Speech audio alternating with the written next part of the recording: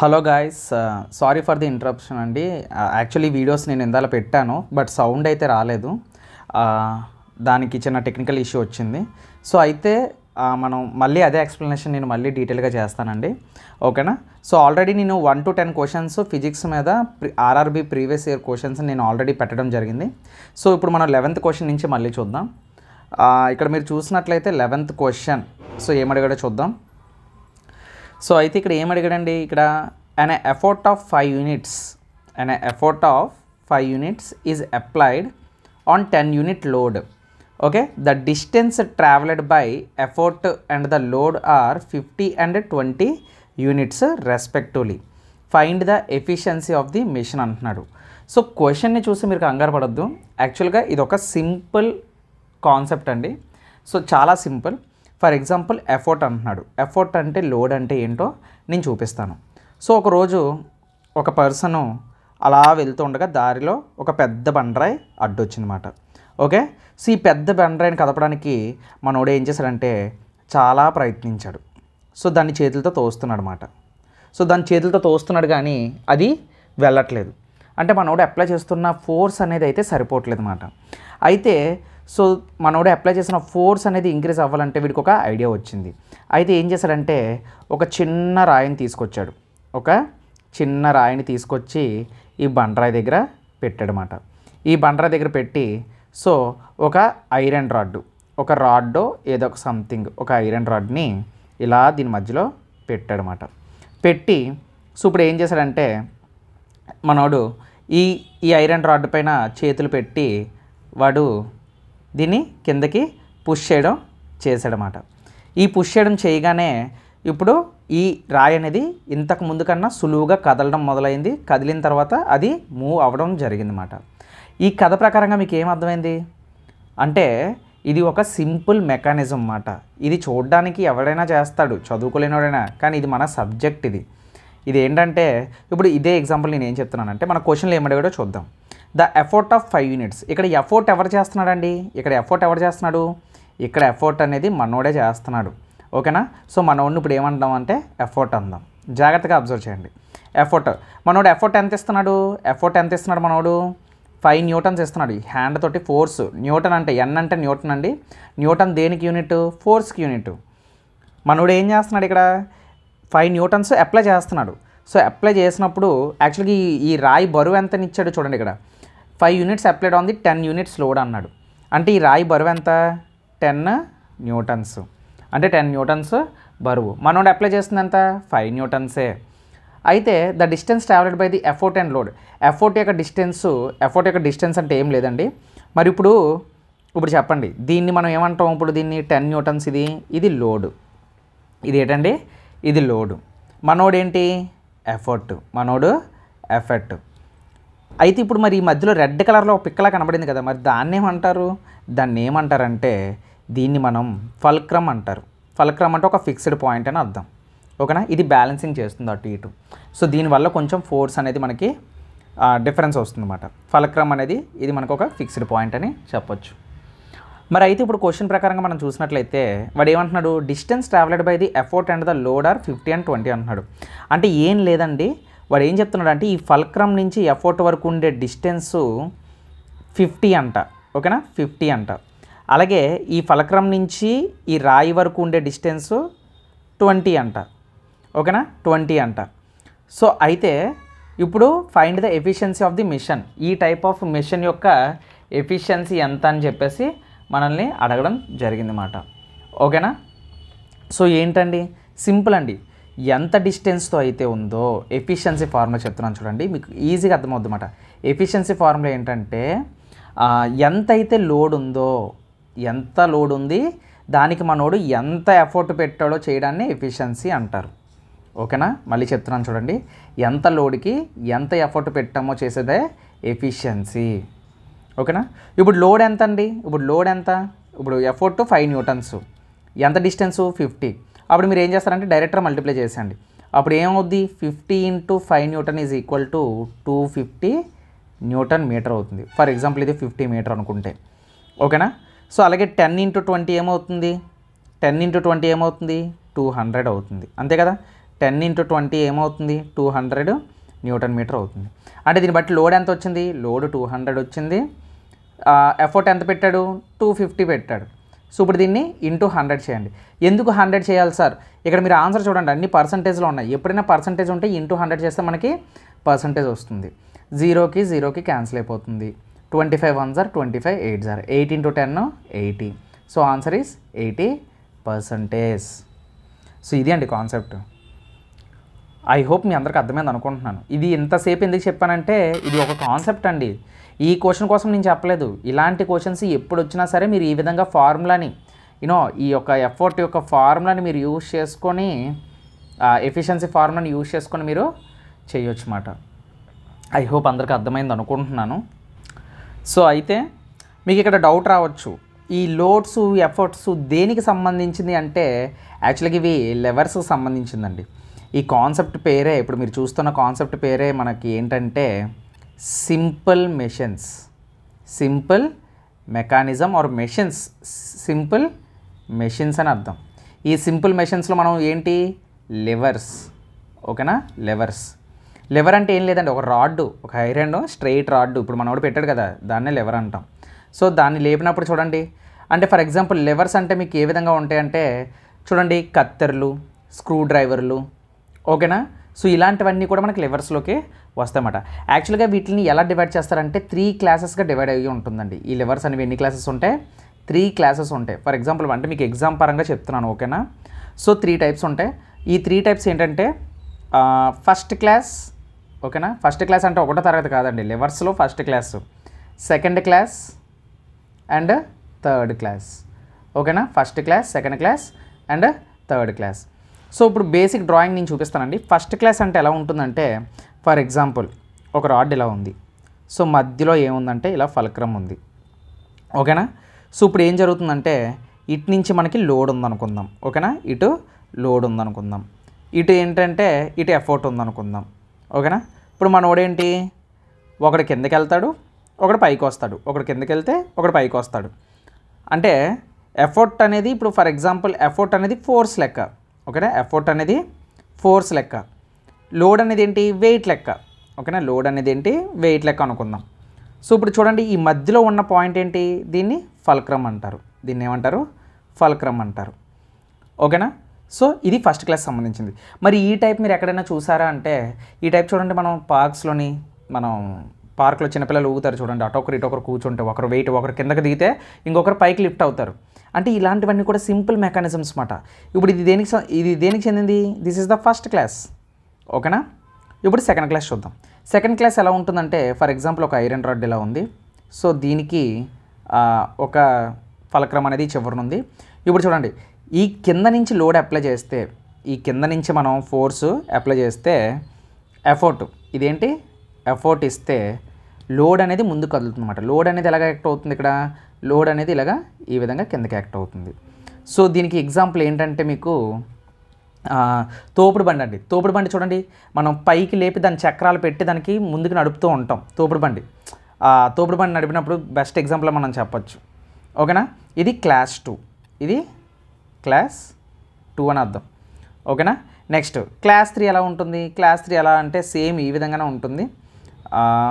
యాక్చువల్గా చెప్పాలంటే ఇది ఒక మోడలు, ఇంకొక మోడల్ ఉంటుందండి. ఇందాక ఇప్పుడు మనం కార్ దగ్గర చూసారా, కొంచెం ఫలక్రమ్ అనేది చివరన లేదు, మనకి కొంచెం చివరన ఉంది. లోడ్ దగ్గర తక్కువ డిస్టెన్స్ ఉంది, ఎఫర్ట్ దగ్గర ఎక్కువ డిస్టెన్స్ ఉండాలన్నమాట, అప్పుడే మనకి ఫోర్స్ బాగా పడుతుంది, ఓకే. సో ఆ విధంగా అన్నమాట. సో క్లాస్ 3 ఎలా ఉంటుందంటే సో ఈసారి మనకి ఎఫర్ట్ ఇలా ఉంటుంది, లోడు ఈ చివరన ఇలా ఉంటుంది, ఓకేనా. This is load, this is effort. So ఇది అండి concept, class 1, class 2 and class 3. I hope అందరికీ అర్థమైంది అనుకుంటున్నాను. సో దీని మీద నేను ఫర్ ఎగ్జాంపుల్ ఏమైనా ఫిక్స్డ్ నేను ప్రాబ్లమ్స్ ఇచ్చినా సరే మీకు అర్థమవుతుంది. సో ఇంకా ఎక్కువ చెప్తే ఇది ఒక కాన్సెప్ట్ని నేను రోజంతా చెప్పాల్సి వస్తుంది, అంత పెద్ద కాన్సెప్ట్ ఇది. సో నేను క్లాసెస్లో మాత్రం ఈ కాన్సెప్ట్ని ఇంకా డీటెయిల్డ్గా నేను కవర్ చేస్తాను. నెక్స్ట్ క్వశ్చన్ చూద్దాం. సో 12th క్వశ్చన్ మనం చూసినట్లయితే ఏమడిగాడండి, the mass of the object is a numerical measure of its dash అని అడిగాడు. ఫస్ట్ ఆఫ్ ఆల్ ఈ క్వశ్చన్ అర్థం కావాలంటే మీకు mass of an object is a numerical. Mass అంటే ఏంటో తెలియాలి. మాస్ అంటే ఏం చెప్పాను నేను ఆల్రెడీ ఇంతకుముందు వీడియోలో చెప్పాను. ఆ వీడియో కానీ చూడకపోతే ముందు ఆ వీడియో చూసి తర్వాత ఈ వీడియో చూడండి, ఎందుకంటే మనం ఎక్కువ టైంని కన్సంప్షన్ చేయకూడదు ఇక్కడ. ఓకే, సో ఆప్షన్ నేను డైరెక్ట్గా చెప్పేస్తాను, అది ఎందుకో నేను చెప్తాను. యాక్చువల్గా the mass of an object is numerically measure of its inertia. C is the correct answer. చాలామంది గ్రావిటీ అంటారు, ఎందుకు అంటే మాస్ ఇలా ఉంటుంది, ప్రతి ఆబ్జెక్ట్ మీద గ్రావిటీ ఉంటుంది కాబట్టి మాస్కి గ్రావిటీకి రిలేషన్ అనుకుంటారు. నో అండి, this is wrong answer. Okay, మాస్కి గ్రావిటీకి ఎటువంటిది ఇది లేదు. So numerical measure of its inertia. ఎందుకు ఇనర్షియా ఇప్పుడు నేను చెప్తాను చూడండి. అసలు ఫస్ట్ ఆఫ్ ఆల్ మీకు ఇనర్షియా అంటే ఏంటో తెలియాలి. ఇనర్షియా అంటే ఏంటండి?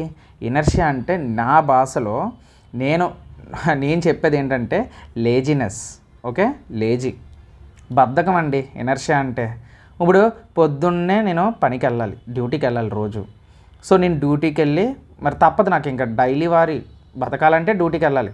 కానీ నాకు పొద్దున్నే చలికాలంలో లెగిస్తే నాకు అస్సలు లెగబుద్ది కాదు, కానీ నన్ను ఒక ఫోర్సు ముందుకు నెడుతుంది. సో ఎప్పుడైతే నాకు వెళ్ళాలని అనిపించదో, నన్ను నేను ఆపుకుంటానో దాన్ని ఇనర్షియా అంటారు. సో ఇప్పుడు మనం టెక్స్ట్ బుక్ డెఫినేషన్ కానీ చూసినట్లయితే దట్ ఒక ఆబ్జెక్ట్ అనేది రిసిస్ట్ చేస్తే an object resist changes to it's state of motion. ఓకేనా, మ్యాక్సిమం ఇదే ఉంటుంది బుక్స్లో, కావాలంటే మీరు చూసుకోండి. So the object resist the changes it's state of motion. ఇప్పుడు సపోజ్ ఒక చైర్ ఉందండి, ఒక బాక్స్ ఉంది, ఒక బాక్స్ అక్కడ రెస్ట్లో ఉంది. ఆ రెస్ట్లో ఉన్నప్పుడు ఆ బాక్స్ ఏం కోరుకుంటుంది? రెస్టే కోరుకుంటుంది. ఓకేనా, సో ఒక పిల్లవాడు ఉన్నాడు, ఒక పిల్లవాడు ఒక ఫుట్బాల్ని కాలుతో తన్నాడు.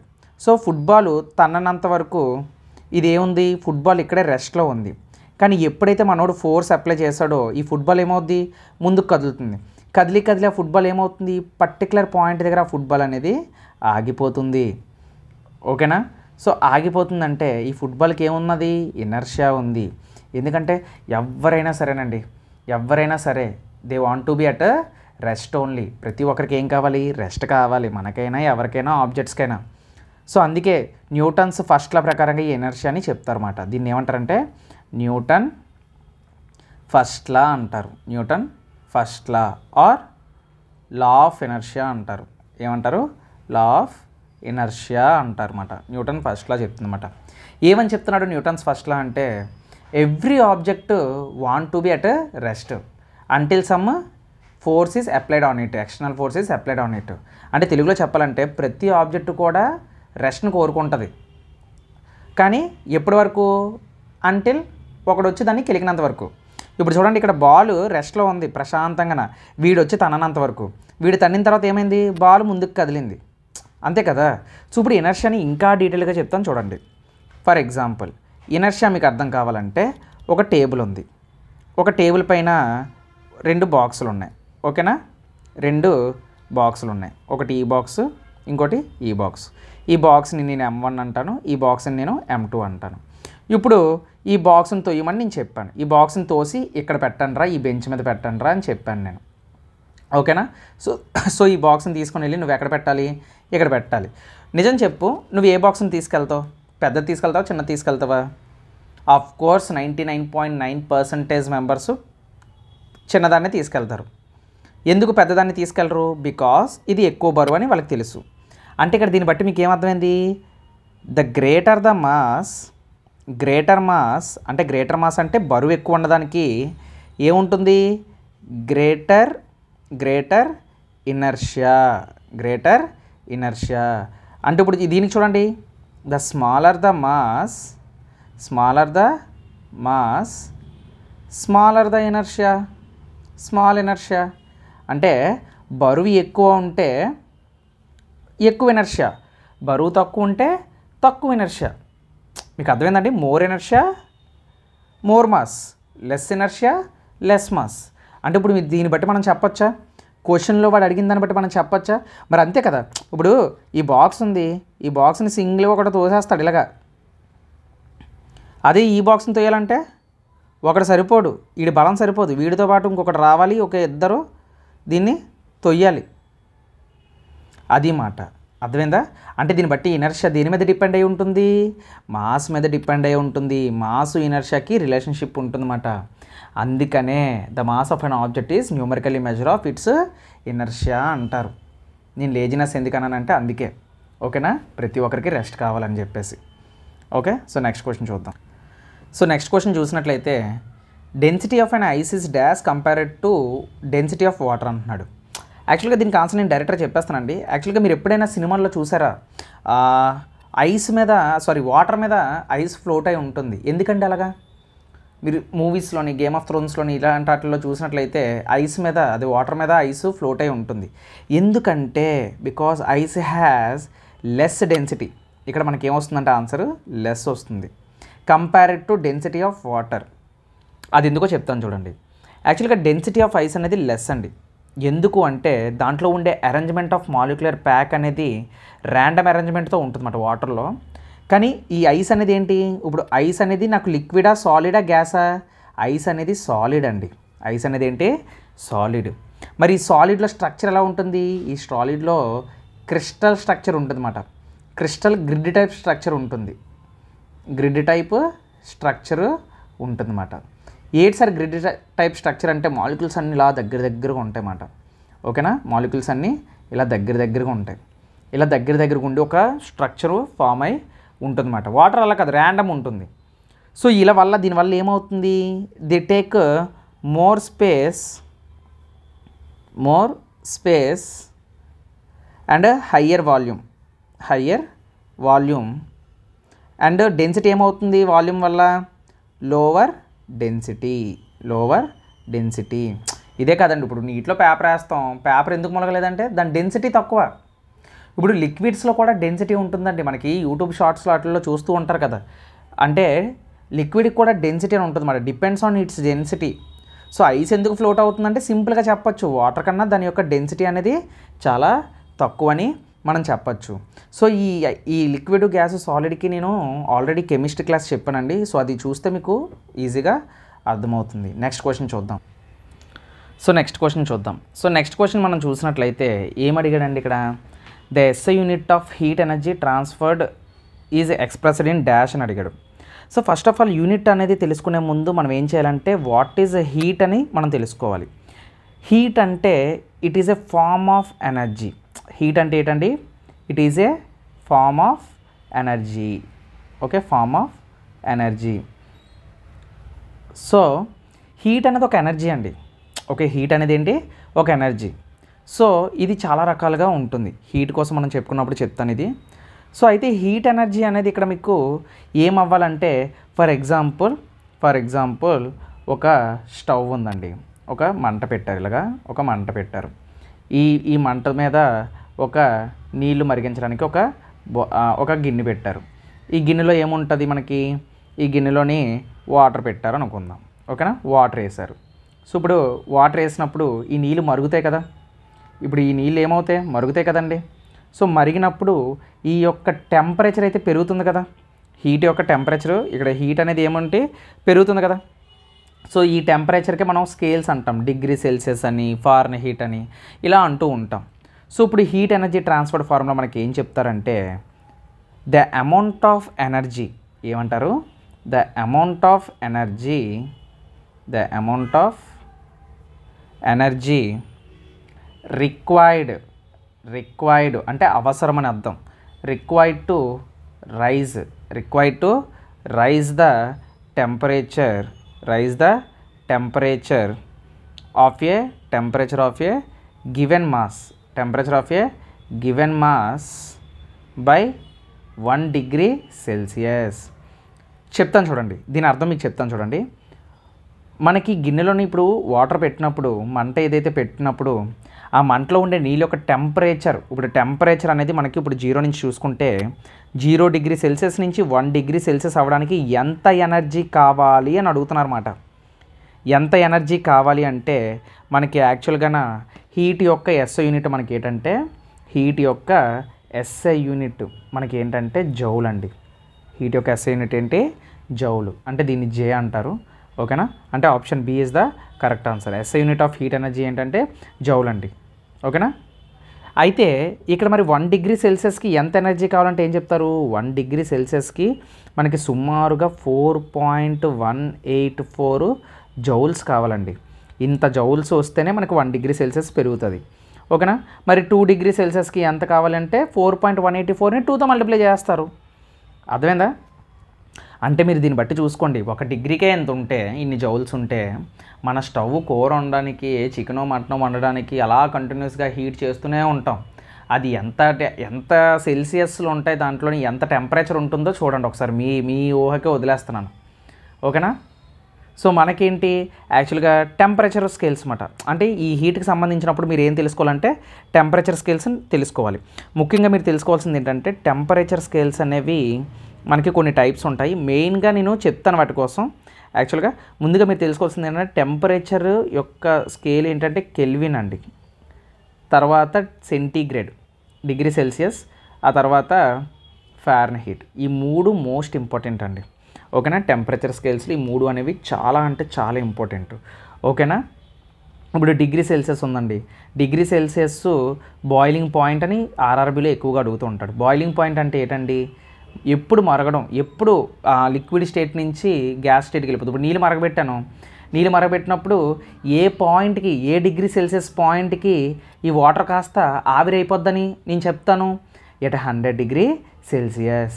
ఎప్పుడైతే 100 డిగ్రీ సెల్సియస్ దాటుతుందో వాటర్ అనేది మరిగిపోవడం స్టార్ట్ అవుతుంది. ఆ మరిగిపోయిన తర్వాత ఆ వాటర్లో ఉండే మాలిక్యూల్స్ కూడా ఎవాపరేట్ అయిపోవడం స్టార్ట్ అవుద్ది. మరి నీటిలో ఉండే వాటర్ ఎప్పుడు గడ్డ కట్టుకుపోద్ది అంటే దాన్నే మనం ఫ్రీజింగ్ పాయింట్ అంటాం. ఇది ఎప్పుడు జరుగుతుందంటే 0 డిగ్రీ సెల్సియస్ దగ్గర ఇది జరుగుతుందన్నమాట. ఇది డిగ్రీ సెల్సియస్కి సంబంధించింది. మామూలు ఎగ్జాంపుల్ చెప్తున్నాను అనమాట. ఇలా ప్రతిదానికి ఉంటుంది, కెల్విన్కి ఉంటుంది, ఫారెన్హీట్కి ఉంటుంది. ఓకే? సో అలా మాట. ఓకేనా? ఐ హోప్ అందరికి అర్థమైందండి. ఇలా కాన్సెప్ట్ అనేది గెయిన్ చేసుకోవాలన్నమాట మనం. ఓకేనా? నెక్స్ట్ క్వశ్చన్ చూద్దాం. సో ఇక్కడ నెక్స్ట్ క్వశ్చన్ చూసినట్లయితే 152 degree Fahrenheit is equal to dash Celsius scale. ఇందాకలే చెప్పానండి, ముందు క్వశ్చన్కే చెప్పాను నేను. ఏమని? ఈ టెంపరేచర్ స్కేల్స్ అనేవి చాలా ఇంపార్టెంట్ అండి, ఇవి మనకి చాలా అంటే చాలా ఇంపార్టెంట్ అని. కానీ ఇక్కడ ఎవరి రిలేషన్ అడుగుతున్నాడు? ఫారెన్హీట్ కోసం, సెల్సియస్ కోసం అడుగుతున్నాడు. వీళ్ళిద్దరికి సంబంధించిన ఒక ఫార్ములా చెప్తాను చూడండి. ఆ ఫార్ములా ఎలా వచ్చిందో నేను చెప్తాను యాక్చువల్గా. బట్ కాన్సెప్ట్ అనేది లెసన్లో చెప్పుకోవడం బెటర్. ఇప్పుడు చెప్పుకుంటే మనకి ఎక్కువ టైం తీసుకుంటుంది. ఓకేనా? సో ఏంటంటే ఈ ఫార్ములా గుర్తుపెట్టేసుకోండి, చాలా అంటే చాలా ఇంపార్టెంట్. మోస్ట్లీ రిపీట్ అయ్యాయండి క్వశ్చన్స్ దీని మీద. ఓకేనా? నా మాట నమ్మకపోతే ఒకసారి మీరు ప్రీవియస్ ఇయర్ క్వశ్చన్ పేపర్స్ చూడండి, ఫిజిక్స్ సంబంధించినవి ఇవే క్వశ్చన్లు వస్తాయి. ఓకేనా? So degree Celsius equal to F/9 into F-32 అండి. ఫార్ములా ఏంటి?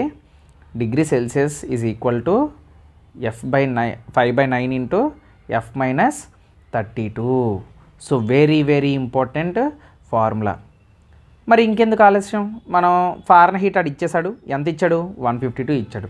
ఇప్పుడు ఎఫ్ ప్లేస్లో 152 వేసి అండి ఏమవుద్ది? Degree Celsius equal to F/9 into ఎంత?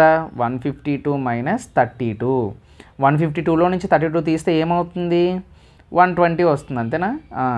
120. ఇప్పుడు క్యాన్సిలేషన్ చేయండి. 9తో క్యాన్సిల్ అవుతుందా? 9 1s are 9. ఇంకా ఎంత మిగిలిపోతుంది? 3 అంటే 30. 30కి దగ్గరలో ఎంత? 9 3s are 27. పాయింట్ పెట్టుకుంటావు. ఇంకా మళ్ళీ ఎంత వస్తుంది? మళ్ళీ 3 వస్తుంది. ఇప్పుడు 13 5s are ఎంత అవుతుంది? 13 5s are 65. 65 13 3s are అదే 5 3s are 15. 15 యాడ్ చేస్తే 66. అంటే సుమారుగా 66.6 వస్తుంది. ఓకేనా? అంటే డిగ్రీ సెల్సియస్ మనకేంటి 66.6 వస్తుంది దగ్గరగాన. అంటే ఇక్కడ ఏ ఆప్షన్ కరెక్ట్ అవుతుంది? Option C is the correct answer. చాలా ఈజీ అండి. మనకి జస్ట్ కాన్సెప్ట్ ఏంటి, ఫార్ములా ఏంటో తెలిస్తే చాలు, ఇంకా ఏమీ అవసరం లేదు. ఓకేనా? చాలా అంటే చాలా ఈజీ. ఇలా కూడా అడుగుతాడు, ఫారెన్హీట్ సెల్సియస్కి వెళ్ళి ఎప్పుడు ఈక్వల్ అవుద్దని అడుగుతాడు. -40 డిగ్రీ సెల్సియస్ దగ్గర ఈ రెండు ఈక్వల్గా ఉంటాయి అన్నమాట. అప్పటి వరకు ఎక్కడా ఈక్వల్గా ఉండవు. ఓకేనా? సో అలాంటి కాన్సెప్ట్లు కూడా ఉంటాయి, చెప్దాం, అవన్నీ కూడా మనం చెప్దాం. Next question. సో ఇది అండి ఇవాళ వీడియో. సో నెక్స్ట్ క్వశ్చన్ ఏంటంటే మనకి కాన్సెప్ట్ అవుతుంది చాలా పెద్దదండి, అది నేను ఇప్పుడు వేరే వీడియో చేస్తాను దానికి. సో 5 క్వశ్చన్స్ అని మీరు ఆలోచించొద్దండి. నేను ఎందుకంటే ఇంత తక్కువ టైం తీసుకున్నాను. ఇప్పుడు ఈ 5 క్వశ్చన్స్ అయిపోయిన తర్వాత దీనికి రిలేటెడ్గా మీరు ఏదైనా ప్రాబ్లం తీసుకున్నప్పుడు సపోజ్ F-లోని మీరు ఏదైనా సంథింగ్ ఒక 180 తీసుకోండి. 180లో నుంచి 32 తీసి డిగ్రీ సెల్సియస్ ఎంతో చూడండి. సో ఆ విధంగా మీరు కాన్సెప్ట్స్ని చేసుకోవాలన్నమాట. సో ఇలా 5 వీడియోస్ 5 క్వశ్చన్స్ తోటి 5 డిఫరెంట్ టాపిక్స్ నేను కవర్ చేస్తున్నాను. అందుకే నేను 5 చెప్తున్నానండి. ఈ నాకు ఏమనుకోవద్దు మీరు, ఈ 10-20 క్వశ్చన్లు తీసుకొని డైరెక్ట్గా నేను గంటలు చెప్పాలంటే అది కష్టమండి. ఎందుకంటే నేను వర్క్ చేసి వస్తూ ఉంటాను నేను. సో నేను డైలీ లిమిట్ అయితే 5 పెట్టుకున్నాను నేను ఫిజిక్స్కి. బయాలజీకి అయితే 10 క్వశ్చన్లు అయితే ఖచ్చితంగా చెప్తాను, కెమిస్ట్రీకి. బట్ ఫిజిక్స్ అంటే మీరు ఆలోచించండి ఒకసారి, ఫిజిక్స్ కాన్సెప్ట్స్ అనేవి చాలా ఇంపార్టెంట్. ఇలాంటి కాన్సెప్ట్స్కి మనకు ప్రాక్టీస్ అనేది అవసరం. సో ఇవి ప్రీవియస్ ఇయర్లో ఆర్పిఎఫ్లోని, టెక్నీషియన్లోని, ఏఎల్పిలోని మొత్తం అన్ని క్వశ్చన్లు కలిపి అన్నిటికీ ఇంపార్టెంట్. నేను అది దానికి దీనికని నేనైతే చెప్పను, వ్యూస్ కోసం అయితే నేను చెప్పనండి అలాగా. ఓకేనా? సో మనది ఒక లో గ్రేడ్ ఛానల్ అది. మీకు ఈ వీడియో కానీ నచ్చినట్లయితే లైక్ చేయండి, మీ ఫ్రెండ్స్ ఎవరైనా ఉంటే షేర్ చేయండి. మళ్ళీ నెక్స్ట్ వీడియోలో కలుద్దాం. Until then keep watching. జై హింద్.